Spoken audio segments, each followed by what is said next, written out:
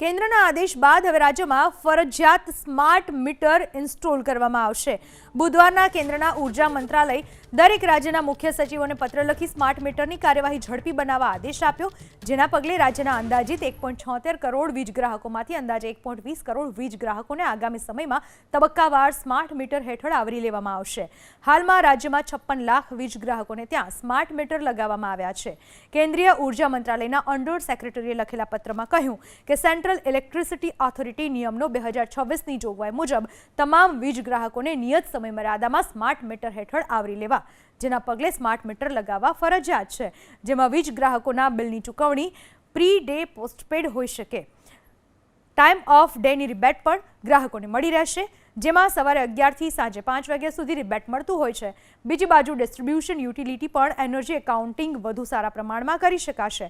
સમગ્ર દેશમાં હાલમાં 5.60 કરોડ વીજ ગ્રાહકોને ત્યાં સ્માર્ટ મીટર લગાવાયા છે। મધ્ય ગુજરાત વીજ કંપનીના વિસ્તારમાં હાલમાં 14.60 લાખ વીજ ગ્રાહકોને ત્યાં સ્માર્ટ મીટર લગાવવામાં આવ્યા છે। મધ્ય ગુજરાત વીજ કંપનીના કુલ 33 લાખ વીજ ગ્રાહકો છે, જેમાં 14.60 લાખને ગ્રાહકને ત્યાં સ્માર્ટ મીટર લગાવી દેવાયા છે। બાકી 18.40 લાખ વીજ ગ્રાહકોને ત્યાં હવે સ્માર્ટ મીટર લાગશે। આમ 55% વીજ ગ્રાહકોને ત્યાં આગામી દિવસોમાં સ્માર્ટ મીટર લગાવી દેવામાં આવશે।